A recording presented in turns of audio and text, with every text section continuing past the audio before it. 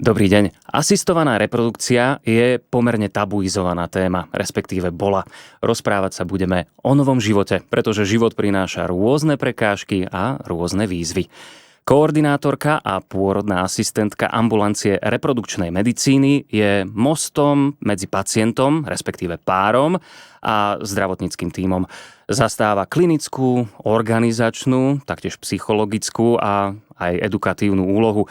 Sprevádza pacientov celým procesom od toho prvého kontaktu až po úplný záver. Dnes sa rozprávame s Erikou, koordinátorkou Centra asistovanej reprodukcie Sanatória Helios. Erika, vitaj. Ahoj, ďakujem. Erika, ako si sa dostala k tejto práci? Ako si začínala? K tejto práci som sa dostala po štúdiu na Prešovskej univerzite v odbore pôrodná asistencia. Najprv som začínala prácou na pôrodných sálach v nemocnici a neskôr po materskej dovolenke som si našla inzerát na internete, kde hľadali sestričku do Sanatória Helios. Avšak už počas štúdia ma celkom zaujímala reprodukčná medicína, ale v tom čase neponúkali žiadne miesto.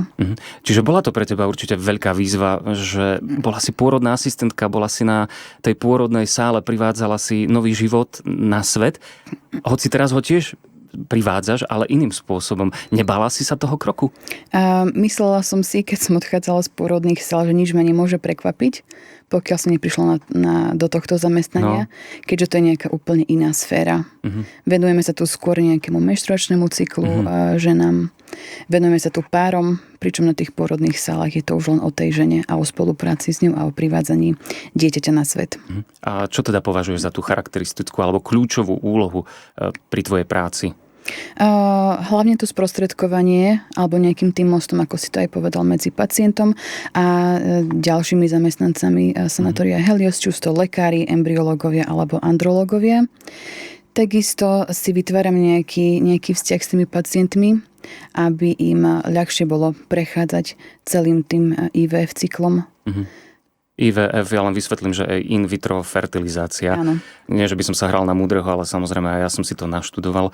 Čiže ty si ten najľudskejší element v celom tomto procese zoznamovania sa. Mala by som byť, áno. Áno. Som s nimi vlastne od nejakého začiatku, od tej prvej konzultácie. Prechádzam si s nimi to, čo ich čaká v najbližších týždňoch alebo mesiacoch. Snažíme sa nájsť nejaký kompromis aj v ich osobnom pracovnom živote a takisto aj to, aby vedeli riešiť problém, ktorý u nich je. A niekedy ich sprevádzam aj na operačných salách a potom pri odbere vajíčok a potom aj pri vklade. Ako si hovorila, že týždne až mesiace, takže je to individuálne. Predpokladám, že individuálne je potom aj prístup alebo správanie sa tých, ktorých párov však. Všetci sa snažíme im nejak vyhovieť v ich časoch a takisto aj v ich životoch. Predsa nie každý môže všetko zahodiť a zajtra začínať nejaký ten cyklus u nás alebo liečbu. A zase nie každý sa možno otvorí viac, niektorí aj menej, nevedia, čo ich čaká, respektíve sú takí konzervatívnejší, predpokladám. Áno, môže to byť aj napríklad vierou. Že niektorí s tým potrebujú trošku času na to, aby si to všetko doma premysleli, aby sa preto rozhodli. Môže to byť aj z nejakej finančnej stránky. Nestojí to predsa malé peniaze. Aj naražal som možno, že aj na to, že my chlapi sme možno takí, nechcem povedať, že egocentrickí, ale naše ego nepustí, že by mohol byť problém na našej strane. Vieš ich spracovať tak, že aj ten chlap sa otvorí tejto myšlienke asistovanej reprodukcie? Toto je práca skôr lekárov, aby si ich nejak ako keby nastavili alebo obmotali, aby boli prístupnejší tí páni, ale snažíme sa ku každému pristupovať individuálne a nejak im to vysvetliť. Naozaj, preto som myslel, máš veľmi sympatický úsmev a tak ďalej, a keď prídu, ako prvé vidia teba ako koordinátorku, takže musíš aj ty na nich nejako zapôsobiť, lebo my chlapi vieme byť takí odmietaví v niektorých veciach a toto mi príde ako naozaj veľmi konzervatívna téma pre niektorých. To určite prvú vidia našu recepčnú, ale takisto aj nás, ale každý sa snažíme nejak im to urobiť, túto tému komfortne, aj to, čo ich čaká. Ja viem, že už si to načala, ale ako vnímaš ten pár, ktorý prvýkrát príde do centra? Každého, ako som už veľakrát spomínala, individuálne, ale hlavne ich vnímam ako veľmi odhodlaných ľudí, keďže väčšina z nich si už prešla nejakou cestou a hlavne cestou tým, že všetci majú spoločný cieľ, za ktorým prídu, a to je mať vlastné dieťa. A som na nich pyšná, že vôbec prišli a sa odhodlali, lebo to nie je jednoduché. A veľa z nich má za sebou cestu rôznych potratov, rôznych vyšetrení a rôznych už možno IVF cyklov, kedy sa im nepodarilo. Býva to niekedy ťažšie z pohľadu muža, že tam nepríde úplne presvedčený o tom, že chce podstúpiť takúto asistovanú reprodukciu?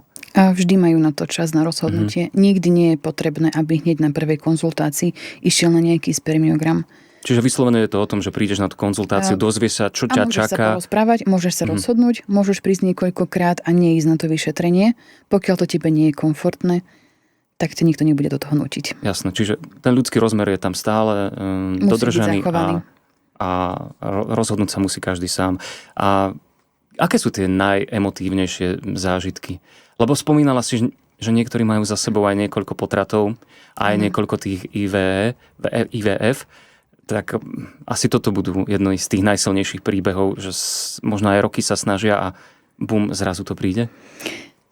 Tých emócií je tam niekoľko. Niekedy som sa bála, keď som nastúpila do tejto práce, že nikdy nebudem chodiť domov tak naplnená, možno ako z tých pôrodných sál, keď privedieš dieťa na svet, tak ideš domov šťastná. Ale rokmi sa mi to podarilo získať tento pocit aj tu. Ako si vravel, tie páry si prešli rôznymi cestami. Niektoré sú krajšie, niektoré sú menej pekné, takže tie emócie sú rôzne, sú pekné, sú aj škaredé. Ale určite treba spomenúť páry, ktoré, ako si vravel, sa veľmi dlho snažili. Možno boli už rozhodnutí pre nejaký darcovský program a sa im podarilo otehotneť buď už spontánne, alebo z nejakých posledných vkladov embria. A ja ako koordinátorka sa väčšinou snažím byť otvorená k tým pacientom a vytvoriť si s nimi možno nejaký aj ten kamarátsky vzťah. No. Takže už keď viem nejaký príbeh ich života, a keď to nevidie, tak to boli aj nás. Mm-hmm. Ale potom sú tu aj samozrejme pekné chvíle, kedy s niektorými pacientmi možno sme už aj priatelia, ak to smiem tak nazvať. Mm-hmm. A keď ich vidíte potom tlačiť kočík, po prípade vám donesú ukázať to dieťa, tak to slovo ďakujem, ktoré vychádza od nich, je asi to najkrajšie ďakujem. Lebo to má inú hodnotu. To verím. A v súkromí sa teda tiež s niektorými počase po rokoch aj stretneš, áno? No, nie len po rokoch, aj možno počas toho celého IVF cyklu, alebo tých nejakých návštev. Prípadne buď niekedy, potrebujú niečo pomôcť. Áno. A som ochotná, alebo sa stretneme a už to ide ruka v rukave. Nemyslela si opatrovateľstvo asi? Nie. Tak lebo aj ty máš dieťatko, samozrejme, tak ja len kvôli tomu, že či náhodou aj takéto kamarátske väzby medzi deťmi nie sú. Čiže tých pacientov stretávaš na dennodennej báze. Utkvelo ti niečo konkrétne v pamäti? Ja viem, že GDPR a možno nechceš spomínať niečo konkrétne, aby sa v tom pacienti nenašli, ale ten ľudský príbeh aj tak zaujme nás, poslucháčov, divákov najviac. Je ich niekoľko určite, ale taká zásadná vec, ktorú možno sme chcela podotknúť, je, že všetci nakoniec povedia, že nemali čakať. Že ten čas ide proti nám a my starneme. Ale ľudské príbehy je niekoľko. Možno keď môžem spomenúť nejakú dámu, ktorá prišla a my sme jej už možno dávali minimálne nádej na otehotnenie. Vekom? Bolo to spôsobené? Vekom alebo zdravotným stavom. A ona otehotnela a vidíte ju v meste. Aj keď bez nejakého pozdravu vidíte ju z diaľky, ako kočíkuje, tak viete, že tá práca mala zmysel.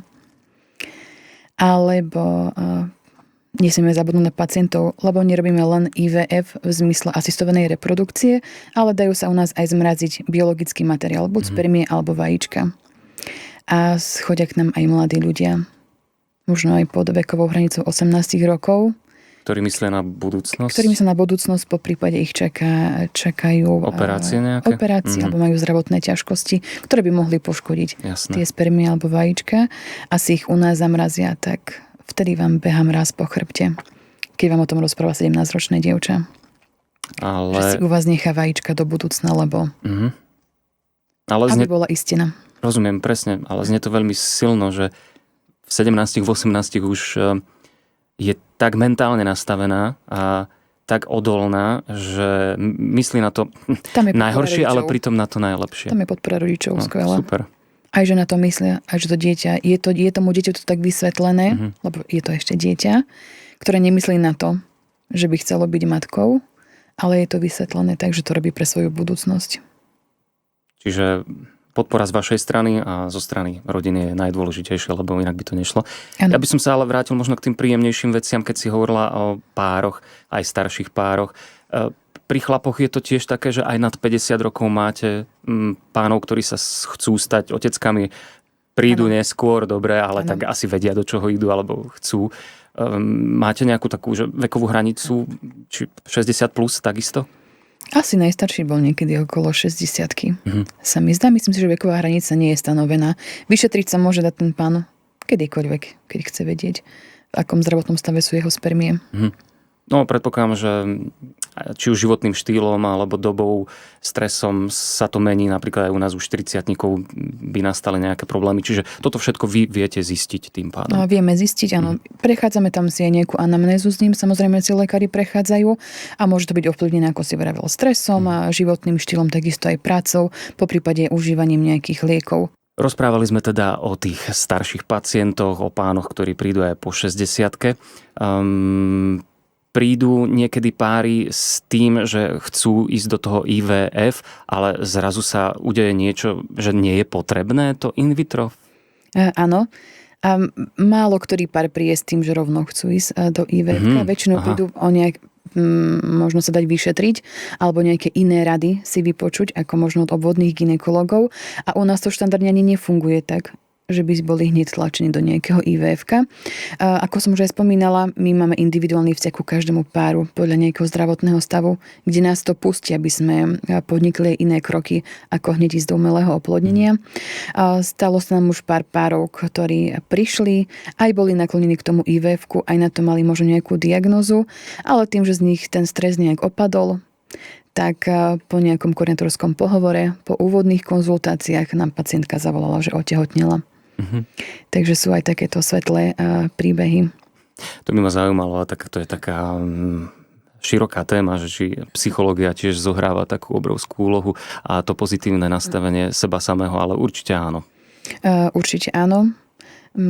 Možno môžem opäť na nejakom príklade, kedy sme mali možno nie jeden pár, ktorý tým, že si prechádzajú takým ťažkým obdobím, že sa im nedarí, tak tam môže byť napríklad pocit zlyhania. A naozaj zasahuje to aj do manželského života. Aj do sexuálneho samozrejme, ale aj do toho manželského určite áno. A možno niekedy, keď im poradíme, aby navštívili nejakého psychológa, poprípade sme tou oporou v tej ich ceste a dáme im nejakú nádej na konci toho všetkého, tak sú aj oni voči sebe otvorenejší. Veľakrát mi môžu prísť na koordinátorský pohovor pár, ktorí sú veľmi uzatvorení, keď si sadnú. Ale už keď aj ja sa nejak otvorím a snažím sa to neviesť iba tak, že im odverklikujem nejaké tie slová, čo vás čaká a dovidenia, tak aj oni sa možno otvoria a občas si tie ženy aj poplačú a občas možno doma by to mužovi nepovedali, čo ich trápi. Nemusíš to konkretizovať, ale opäť mi napadlo to, že či máš nejakú takú všeobecnú formulku, ktorú používaš, alebo nejaký univerzálny príbeh, vďaka ktorému tí ľudia pochopia, že čo ich čaká, že sa nemusia báť, alebo aký proces bude náročný, aby aj toto pochopili. Máš niečo také? Áno, ten asi najkrajší, na ktorý si veľmi častokrát spomeniem, a keďže väčšinou zo strany žien môže byť problém s tým, že im tie vaječníky zlyhávajú a keď ich na ultrazvukoch im tie vajíčka počítame alebo ich premeriavame, tak veľakrát sú vystrašené, že tých vajíčok majú málo. Ale spomeniem si na jednu pacientku, ktorá keď to snáď bude počuť, tak vie, že to je o nej, pretože odchádzala veľmi smutná s počtom 3 vajíčok na ultrazvuku. A ja som jej povedala, že z tých 3 môže byť kľudne 3 embria. A tá pani mala 3 vajíčka, boli 3 zrelé, 3 sa oplodnili, a má z toho 3 embria a pani už aj má dceru. Krása. Takže kvantita tých vajíčok neznamená aj ich kvalitu. Netreba sa to zameriavať, že ja mám málo vajíčok, lebo na dieťa stačí 1 vajíčko a 1 spermia. Tak, že si mi aj vlastne odpovedala, že pri pánoch, pri chlapoch je to tiež takéto, že keď by sme mali ten spermiogram trochu úbohejší alebo chudobnejší, tak to neznamená, že nemôžeme. Nič nie je stratené. Nič nie je stratené a vždy je nejaký spôsob, ako možno aj ten počet navýšiť nejakými odporúčaniami. To už je samozrejme mimo otázka vás. na andrologov a na lekárov, ale vždy je nejaká cesta. Treba len prísť a aspoň sa porozprávať. Lebo čas ide proti nám a možno keď niekto to odkladá roky, tak už sa nebude dať pomôcť. Ty musíš ale mať veľkú psychickú odolnosť na takúto prácu však. Asi áno, potom si to vybijam inde. Na záhradke napríklad. Na oprave domu, áno. Hej. Každý máme svoje. Čiže asi aj v tvojom prípade to je niekedy tak, že tú prácu si zoberieš domov, ale musíš to vyselektovať. Určite. Myslím si, že každá sestra by mala byť nejak empatická a v tejto práci určite nemôžeme mať nejaký blok medzi sebou a tými pacientmi. Pretože ak im máme pomáhať na nejakej ceste a sa stretávať mesiace, nemôžem sa tváriť, že ma to nezaujíma a že mi to je jedno. Takže tak, ako sa oni otvárajú a mne, tak aj ja sa musím nejak ich, aby mohli nájsť tú oporu. Hej, napríklad, tie ženy sú väčšinou vystrašené, keď idú na tú operačnú sálu. Niektoré neboli nikdy v anestéze. Niektoré sa bája, že presne to jedno vajíčko ani zrela nebude. Alebo majú strach z iných vecí.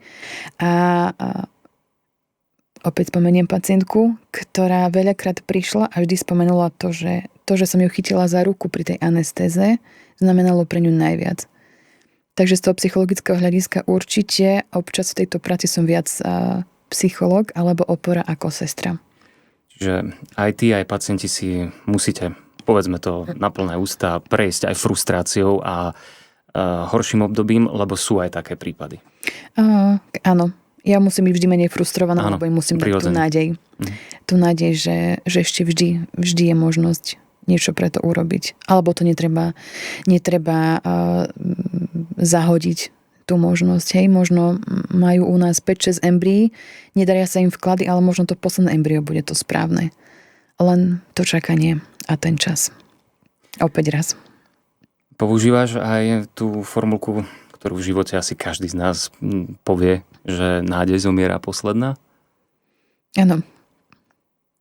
Častokrát. Aj skrz tých príbehov. Buď tej pani, ktorá mala len tie 3 vajíčka, alebo skrz toho, že sme mali aj starší manželský pár, ktorí si už vlastne prišli rezervovať darcovské embryo a po 20 rokoch snaženia sa im podarilo prirodzene otehotnieť.